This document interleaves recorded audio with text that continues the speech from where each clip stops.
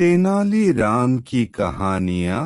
सुनहरा पौधा। तेनालीराम हर बार अपने दिमाग का इस्तेमाल करके ऐसा कुछ करते थे कि विजयनगर के महाराज कृष्णदेव दंग रह जाते थे।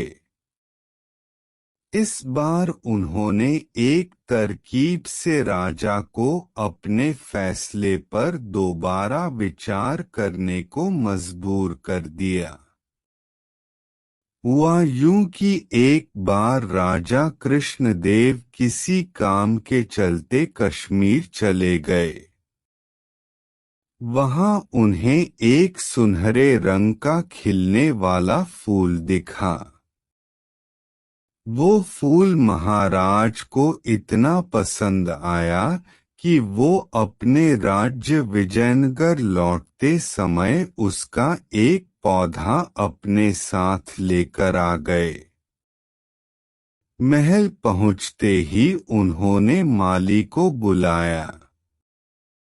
माली के आते ही महाराज ने उससे कहा, देखो, इस पौधे को हमारे बगीचे में ऐसी जगह लगाना कि मैं इसे अपने कमरे से रोज देख सकूं। इसमें सुनहरे रंग के फूल खिलेंगे जो मुझे काफी पसंद हैं। इस पौधे का काफी ख्याल रखना। अगर इसे कुछ भी हुआ तो तुम्हें प्राण दंड भी मिल सकता है।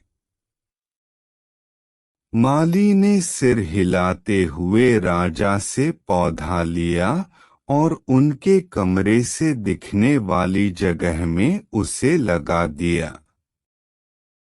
दिन रात माली उस फूल का खूब ख्याल रखता था। दिन जैसे ही बीतते गए उसमें सुनहरे फूल खिलने लगे। रोज राजा उठते ही सबसे पहले उसे देखते और फिर दरबार जाते थे। अगर किसी दिन राजा को महल से बाहर जाना पड़ता था तो उस फूल को न देख पाने के कारण उनका मन दुखी हो जाता था। एक दिन जब राजा सुबह उस फूल को देखने के लिए अपनी खिड़की पर आए तो उन्हें वो फूल दिखा ही नहीं। तभी उन्होंने माली को बुलवाया। महाराज ने माली से पूछा, वो पौधा कहाँ गया? मुझे उसके फूल क्यों दिख नहीं रहे हैं? जवाब में माली ने कहा, साहब, उसे कल शाम को मेरी बकरी खा गई। इस बात को सुनते ही उनका गुस्सा सातवें आसमान पर पहुंच गया।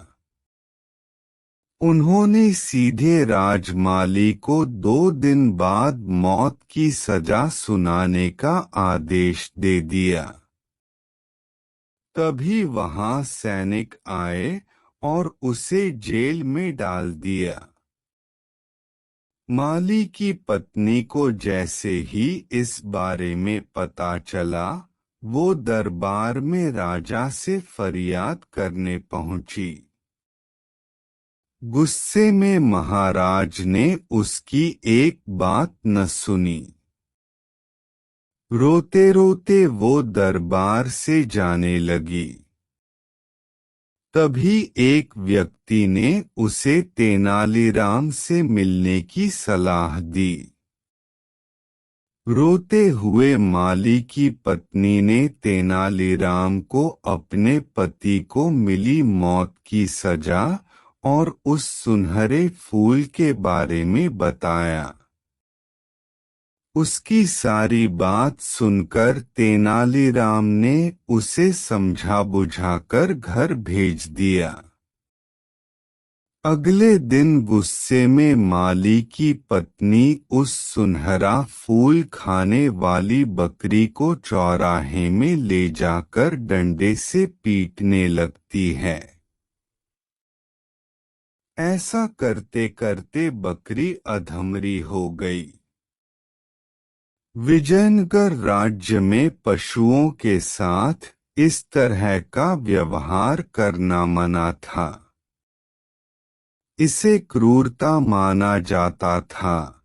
इसलिए कुछ लोगों ने माली की पत्नी की इस हरकत की शिकायत नगर कोतवाल को कर दी।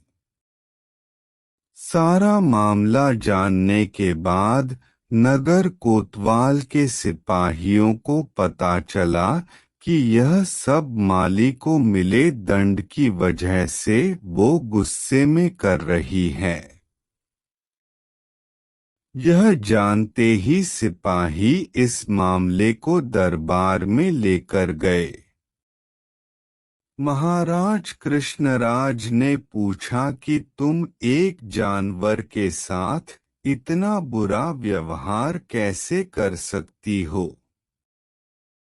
ऐसी बकरी जिसके कारण मेरा पूरा घर उजड़ने वाला है। मैं विधवा होने वाली हूँ और मेरे बच्चे अनाथ होने वाले हैं। उस बकरी के साथ कैसा व्यवहार करूं? महाराज, माली की पत्नी ने जवाब दिया। राजा कृष्णराज ने कहा, तुम्हारी बात का मतलब मैं समझ नहीं पाया।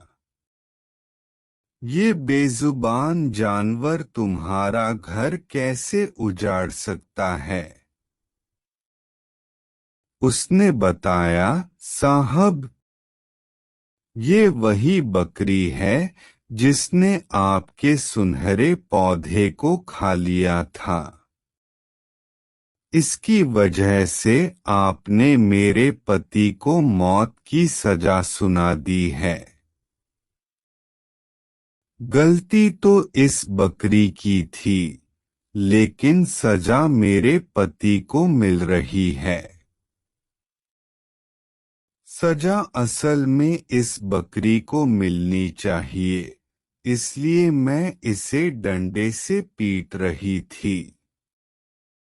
अब महाराज को यह बात समझ आई कि गलती माली की नहीं, बल्कि बकरी की थी। यह समझते ही उन्होंने माली की पत्नी से पूछा कि तुम्हारे पास इतनी बुद्धि कैसे आई कि इस तरह से मेरी गलती के बारे में समझा सको? उसने कहा कि महाराज, मुझे रोने के अलावा कुछ भी नहीं सूझ रहा था। यह सब मुझे पंडित तेनालीराम जी ने समझाया है। एक बार फिर राजा कृष्णराय को तेनालीराम पर गर्व महसूस हुआ और उन्होंने कहा कि तेनालीराम, तुमने मुझे एक बार फिर बड़ी गलती करने से रोक दिया। यह कहते ही महाराज ने माली का मृत्यु दंड का फैसला वापस लेते हुए उसे जेल से रिहा करने का आदेश दिया।